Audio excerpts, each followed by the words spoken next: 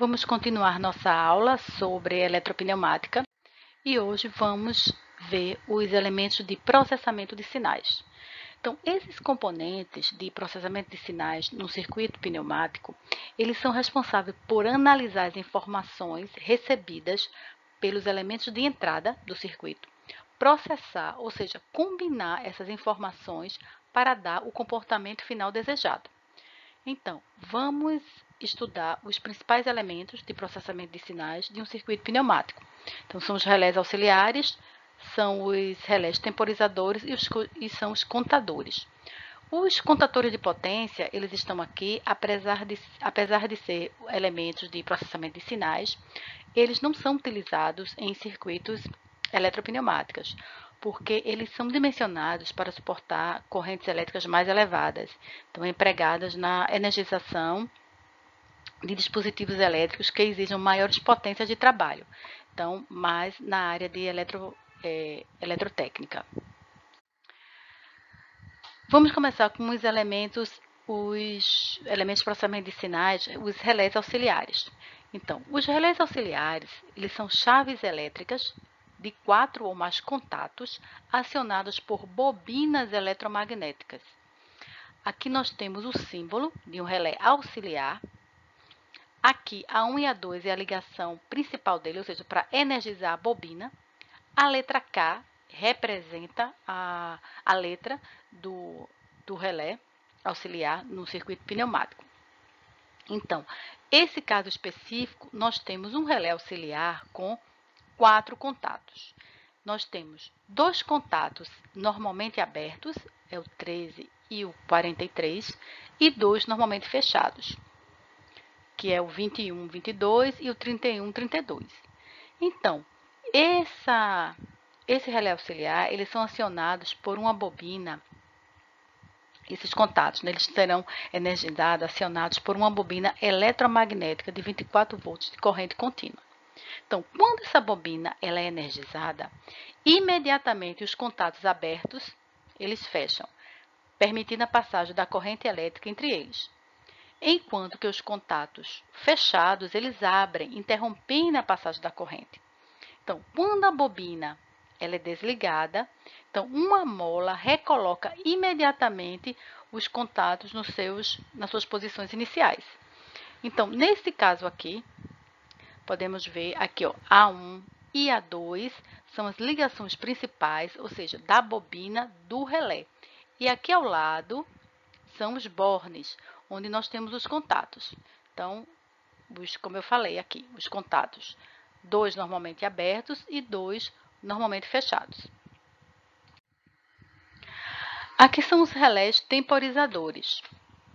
Então, eles também são conhecidos como os relés de tempo. Então, geralmente, ele possui um contato comutador acionado por também uma bobina eletromagnética, que vai ter a função de retardar na energização ou na desenergização dessa bobina. Então, aqui nós temos os 2 símbolos que representam esses relés temporizadores. Este símbolo aqui, com retardo na energização. E este ao lado, com retardo na desenergização. Então, o tempo nesses relés, eles são ajustados por meio de um potenciômetro. Aqui, ó, nesse exemplo. Então, quando a bobina é energizada, ao contrário dos relés auxiliares, que invertem imediatamente seus contatos, esse potenciômetro, ele retarda o acionamento do contato comutador, então, de acordo com o tempo que foi ajustado. Então, por exemplo, se for de 5 segundos, foi o potenciômetro, vamos supor que você ajustou para 5 segundos. E o relé é com retardo na energização. Então, o relé temporizador, ele aguardará esse tempo, esse período de tempo de 5 segundos, por exemplo, a partir do momento em que a bobina foi energizada, até os contatos serem invertidos. Então, ele espera 5 segundos, como você ajustou, para ele comutar os contatos. Com retardo na desenergização, ou seja, no desligamento da bobina. Então, quando a bobina do relé é energizada, então ocorre a comutação dos contatos. Mas a partir do momento em que essa bobina ela é desligada, Então, o período que você ajustou no potenciômetro, ele é respeitado. E só assim ele retorna à posição inicial. Então, esse desenho aqui, essa figura, é de um relé conhecido como pisca-pisca, porque ele possui 2 potenciômetros, aqui e aqui, certo? Então, eles controlam individualmente, esse tipo de relé, os tempos de retardo, de inversão dos contatos.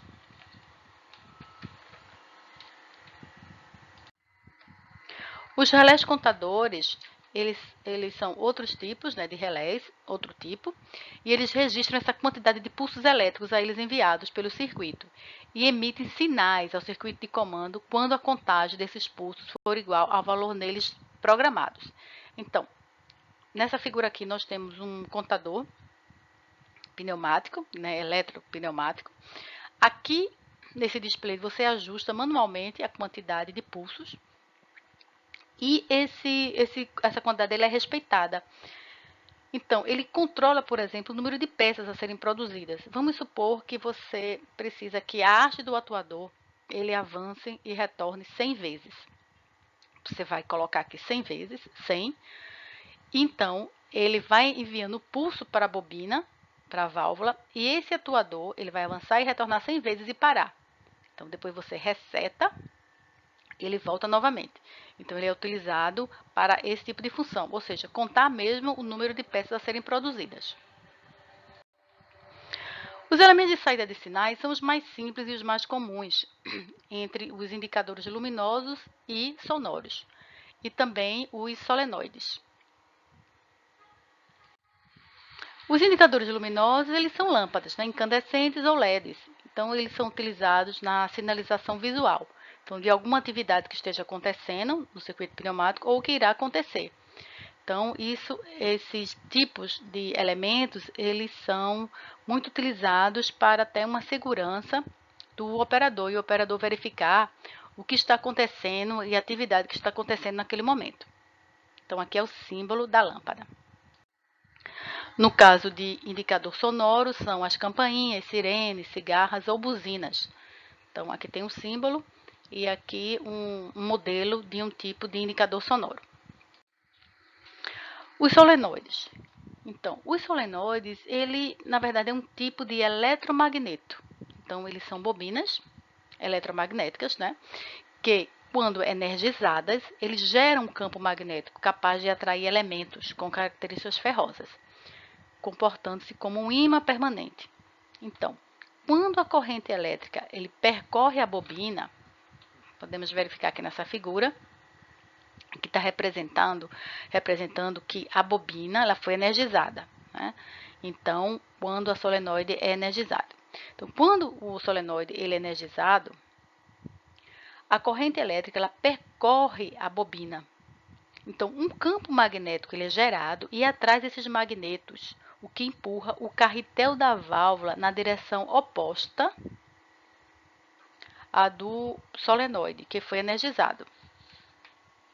Então, é possível mudar a posição do carretel no interior da válvula por meio de impulso elétrico. Então, essas válvulas eletropneumáticas, então, o êmbolo da válvula ele é o próprio magneto móvel do solenoide. Então, com isso, esse campo magnético, quando é gerado em consequência da energização da bobina, então o êmbolo da válvula ele é atraído, então abrindo aqui ó, a passagem do ar comprimido. Então, aqui é P do ar comprimido, ele abriu para a conexão A, que A é a utilização, que vai para um atuador. Então, ele abriu a passagem. Então, no caso, quando ela é desligada, então a mola ela mantém o êmbolo apoiado em seu assento inferior, então permanece aqui. Então, aqui você já não tem o fluxo de ar, né, de P para A. Então, aqui, nesse momento aqui, esse pórtico aqui ele permanece fechado. Então, porque esse êmbolo aqui, este assento, ele está apoiado e não tem aqui o fluxo do ar comprimido, de P para A. Pronto, então os solenoides eles estão aqui nas válvulas. Aqui é uma válvula direcional, 2 vias, com duplo solenoide. Então, tem aqui uma bobina e aqui a outra bobina, que é o solenoide. Ele poderia ter também apenas um solenoide. E no outro lado seria a mola, para posicionar aqui o carretel da válvula e direcionar o ar para o atuador. Então, aqui terminamos os elementos, os componentes de um circuito eletropneumático.